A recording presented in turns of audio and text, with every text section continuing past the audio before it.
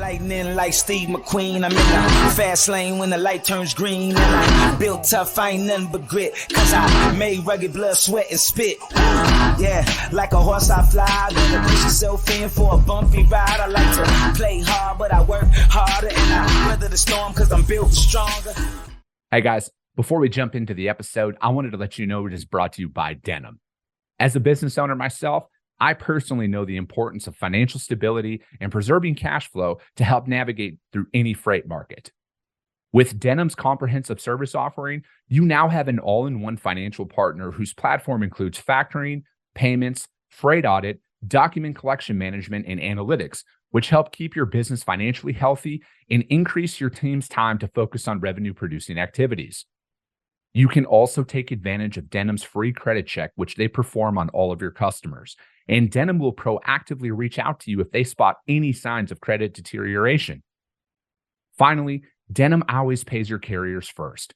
As a broker, this is imperative to preserving your credit score in the market, which ultimately helps you become a broker of choice to your carrier partners. Are you ready to learn more? Visit denim.com to schedule a demo today. Just do me a favor and let them know that the Freight Coach sent you. This episode is brought to you by SPI Logistics, the premier freight agent logistics firm in North America. For over 40 years, SPI has been diligently building the most successful freight agent network to provide first-class relationships for our shippers, receivers, and carrier partners. We are more than another transportation network. We are a dedicated team of professionals united by one singular purpose, and that is to expedite our agents' success. All of our agents are set up for success on day one, as they are provided with a full suite of support staff that is ready to assist them with everything from after-hours emergencies to financial and administrative needs on a no-fee basis. This way, you can focus on continuing to grow your business. There is no financial risk to start, and you have the ability to earn up to 75% in commissions. If you are looking to take control of your financial future and build your business with the backing of one of the most successful logistics firms in North America, visit www.spi3pl.com to learn more. Do me a favor and let them know that the Freight Coach sent you.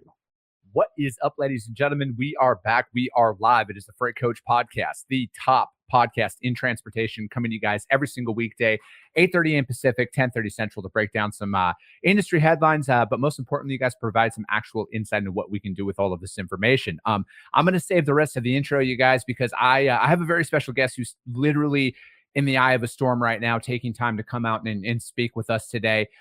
It's an organization that was brought to my attention from a very good friend of mine, Chandler McGon, and I have him here today. And I have Mr. Ethan Forhetz here. He's live in Tampa right now, kind of right in the middle of everything. So, Ethan, thank you so much for taking some time to join us this morning. Chris, thanks for having me. It's a pleasure to be on. No, it looks intense out there, man. I mean, you've been in the middle of this now for a few weeks, and before we kind of get into anything, man, like Convoy of Hope, what is this organization, and what are you guys really out there kind of tackling? Yeah, we do a lot of things at Convoy of Hope. I'll give you the quick overview. We do three things to end generational poverty around the world. One of them is children's feeding. We feed more than 571,000 children every school day around the world. We empower women to be able to start businesses and help supply for their families, support their families around the world. We also teach people agriculture, because when you can farm your own land, you don't need to be in a food line. You grow your own food, and then you grow so much that you can sell the excess and make a good living. Those are three ways that we work to end generational poverty. And then I think the thing that we're most known for, certainly in this country, is our disaster response. And that is what we're doing now up in the southeast in North Carolina, South Carolina, Tennessee, Georgia, Virginia, and Florida. And now down here in the Tampa, Sarasota area, where Hurricane Milton is on the way. Yeah, it's how are you guys like in North Carolina? Because like when we were communicating earlier this week, you said that you were in the process of leaving North Carolina, heading down to Florida. And I know some other people in the transportation industry are working with some other local organizations to send supplies to, because that's kind of been a big thing about getting supplies. There's not necessarily the issue, but it's storing them in a reasonable amount of area where they can get it sent into the affected areas.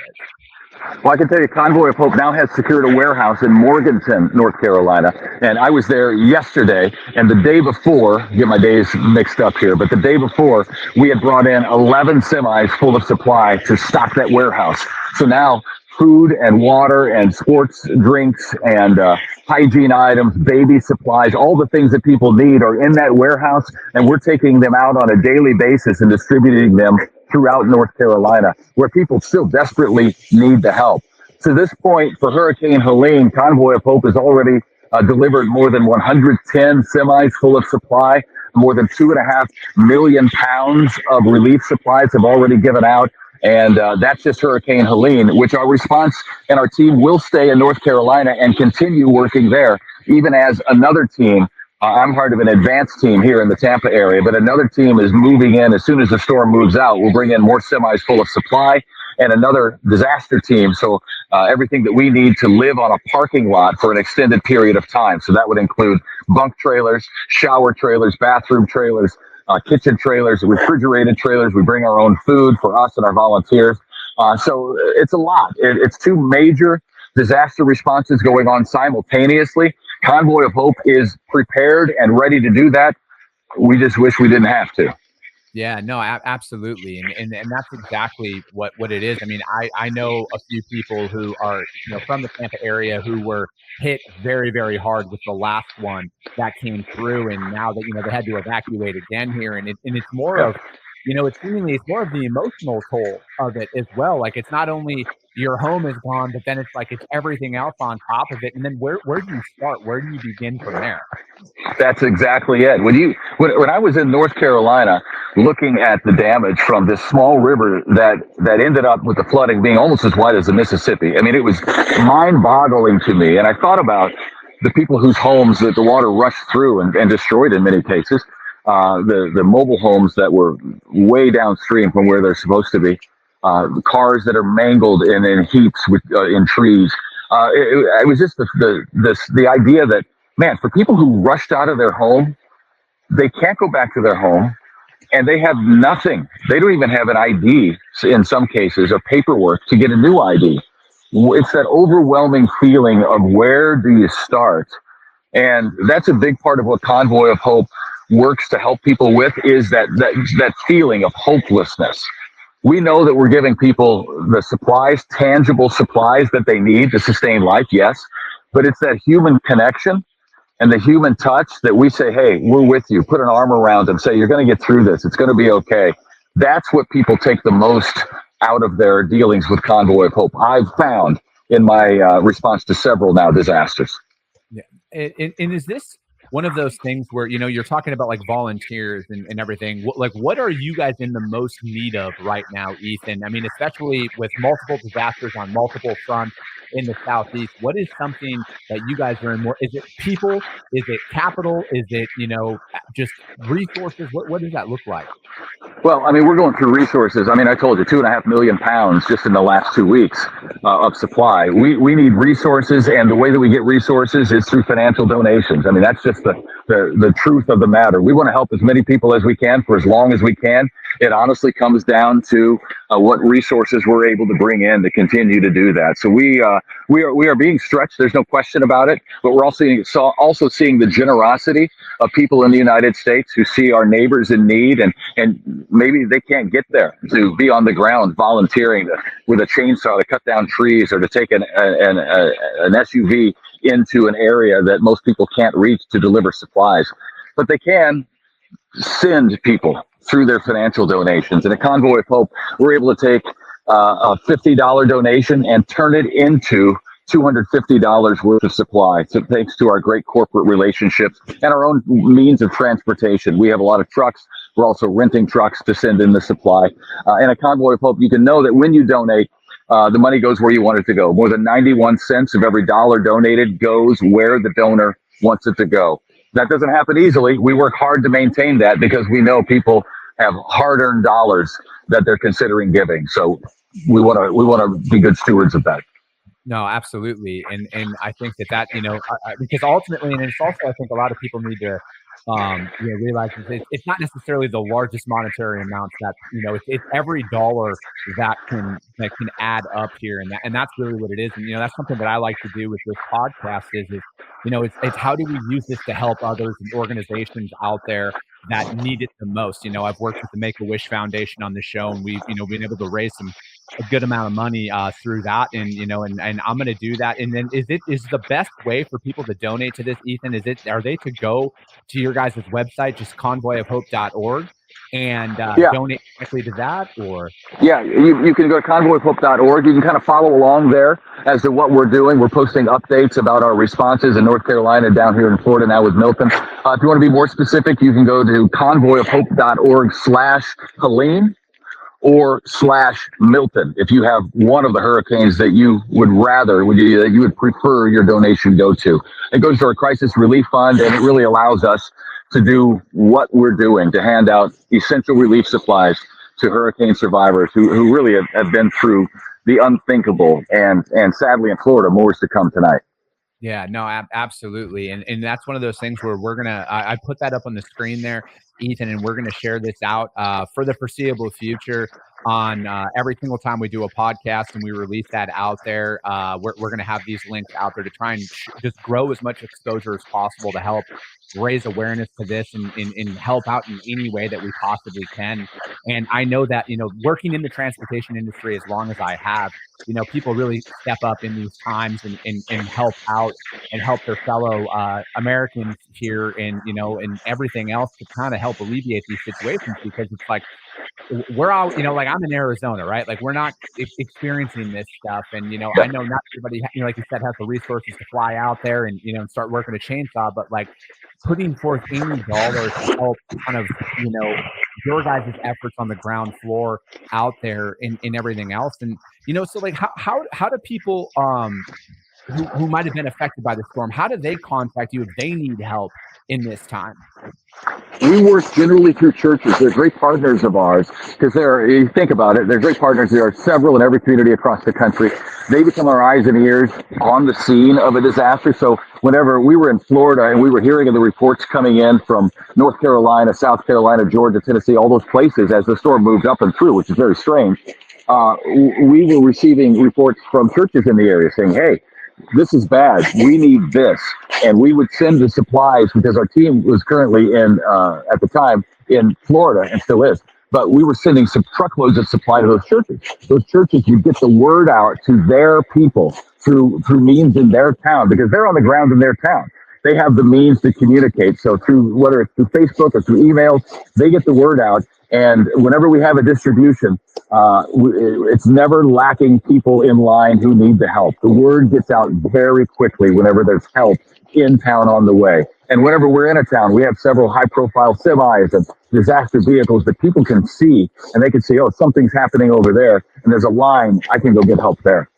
Okay, no, that's good to know. And so, yeah, I mean, again, this is kind of one of the first times that we've seen anything of this magnitude, at least, within the position that I'm in right now. So it's like I really want to try and help kind of build up a framework of like, what people can kind of follow in some of these areas if they're watching this. And again, I know a lot of people down in Florida and in the Southeast here, and again, it back to like, where do you even start, kind of, because I again, like we were talking about earlier, I couldn't imagine being in that situation, and let alone like, where do you turn, where do you go? And being a man of faith myself, the church would probably be the first place that I would go in those instances. But again, it's always easy to, I don't want to say Monday morning quarterback these situations, but it's always easy to sit back when you're not in the thick of these things and say, oh, we should do this. So that's why it's like I wanted to have, I'm glad you took the time to come on here and really break this down for people to connect with you guys in any way, shape, or form. Well, we appreciate you helping to get the word out many times in these kind of situations, and I don't expect these two to be much different, but the TV cameras are going to leave at some point in the next couple of weeks, and it will kind of be forgotten about. Convoy of Hope has made a commitment to be here and in North Carolina for the long term. We're going to be helping people for months to come because they need the help.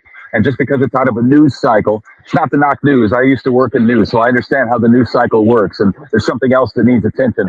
But the people in North Carolina, the people here in the Tampa, Sarasota area, they're going to need attention for a long time to come, months to come. So I appreciate you having us on to get the word out about what we're doing. We're the number 35 charity on Forbes list of top U.S. charities out of the entire country, out of more than 1.8 million charities.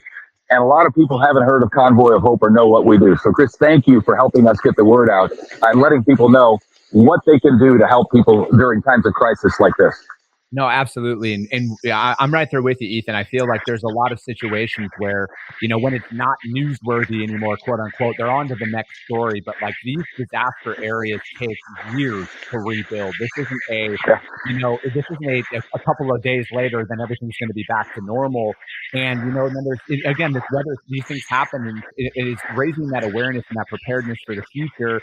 And really keeping this going, because you're right, this is going to be a very long road to recovery here, and this is an area that has just already been ravaged. It's going to get ravaged again here, unfortunately, and we got to keep this up. And like I said, Ethan, I'll continue to scream your guys' names from the mountaintop. Whatever you guys need, please don't hesitate to reach out. If you want to come back on at any point in time, that's what I want to use this platform for, is to help out organizations and really help others with this. So you're always welcome. And I want to be mindful of your time here, Ethan. I know you probably got to go. So I'll, and I will share your information out there for Convoy of Hope. And I'll keep this out there. And again, if you need anything at all, please don't hesitate to reach out. I'm going to make a donation as soon as we're done with the live stream here. And I'll put that out there, and I'll share that out on social media to try and drive as much as we can for you. Chris, thank you so much. Our neighbors really do need us in this time, and we're grateful for you, Coach, and your audience, because we know your audience is a generous audience who wants to help our neighbors in need. So thank you for giving them the opportunity to do that through Convoy of Hope. No, absolutely, Ethan. I appreciate your time. Thank you so much, and please stay safe out there, okay? Will do. Thanks. Take care. Oh, all right, you guys. Yeah, that was... I wanted to be mindful of his time. I mean, he's obviously in the middle of a storm, so we got to be, it's intense, right? And, and ultimately, you guys, I just want to use this platform as a way to kind of bring awareness to a lot of these things, because, when a lot of these disasters kind of come up, unfortunately, there's a lot of bad actors that come out to play, and they start preying on these individuals who are affected by this stuff. So from my perspective, my friend Chandler brought them to my attention.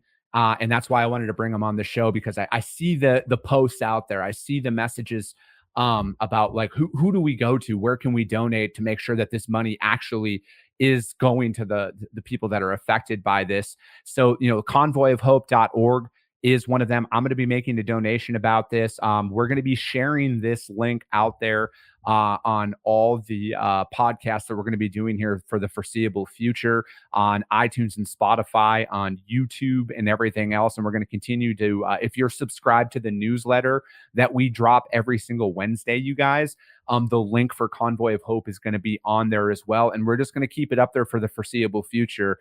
Because again, you guys, although this storm is coming in, people in North Carolina, I know people in North Carolina that were affected by this. I know people in Florida that were affected by the last one, Helen, and then now this one with Milton coming through. So it's like anything and everything we can do right now to get this up there and to continue to raise awareness and help, because, ultimately, you guys, nobody's coming for these individuals. I think everything that's came out in the news here is very apparent that nobody's coming to help them, and it's going to come from us. Our fellow Americans are going to step up here and take care of our fellow people who are in these areas that are disaster stricken by this stuff. So I'm going to continue to push this out there, you guys, to try and use this to spread awareness for the Convoy of Hope. And again, anything that you guys can do to donate for this, you guys, is going to help. There's no donation that's too small for these situations. Okay. Any dollar that you can get and help for them. I mean, like you said, they turned $50 into $250 worth of resources for the people who utilize them. Right. So it's like, that's a massive benefit out there. So any small amount, there is no donation that is too small out there to really help move this forward and to really help these individuals that are going to inevitably be affected by this. I mean, we saw the news and everything that was out there, the line of people trying to get out of Florida and that they were out of gas and everything else. And, you know, within like 100 miles or something of Tampa, and I might have misspoke there on the mileage amount, but like just based on what I've seen out there, you guys. So, I mean, it's a very, very big deal, you know, and again, anything we can do to kind of step up as the industry, right? Because this is what we do, you know? So it's like, I think, you know, I saw some posts yesterday about people looking for additional warehousing space out there. And if you have any contacts that you can share that we could possibly do, you guys, let's step up as an industry here. Logistics is what we do, ladies and gentlemen. Transportation is what we do. Anything that we can do to help out in these times, we have to do it, right? It's our duty. You know, as a man of faith, it's my duty to help out and help others with that. And I hope the rest of you can, in any way that you can, right? Any way that you can help out in these times, you guys, is going to go a long way to really, yeah. I don't know. I'm not very. There aren't very many times that I'm at a loss for words, and in situations like this, that I'm not. I'm at a loss for words because there isn't anything that I can do or say that's going to help these, you know, what's about to happen out there in Florida. And, you know, and instead of making a social media post about it to try and get, you know, a little bit of clout, how about we step up and really help out individuals in a time of need, because they need it more than ever. And again, I'm not going to share any personal stories that I've heard from my friends who live out there. I'm not going to share their names or anything like that, but I couldn't imagine being in that situation. And, you know, anything you can do to help is greatly appreciated, guys. So hit up Convoy of Hope, convoyofhope.org, and do anything you can, you guys, you know, and try and help out in any way you can. But that's what is going to be it for today, you guys. I just wanted to bring this organization on as a way to kind of help bring exposure out there to about who is a legitimate organization to donate to at this time. And as he said, they're out there, they're on the front lines, and they're going to be there for a while. So even after the news cameras and social media and everything else says think it's not worthy anymore, we're going to continue to talk about this because this is going to be going on for quite some time. But that's going to be it for today, you guys. I'm not going to say anything else that I normally say. But if you can donate, please donate, you guys. Convoy of Hope. And if for whatever reason you guys can't find it, DM me. And I will gladly put you guys in contact with those links and everything. But I appreciate you guys. I love you guys. And we'll be talking to you soon.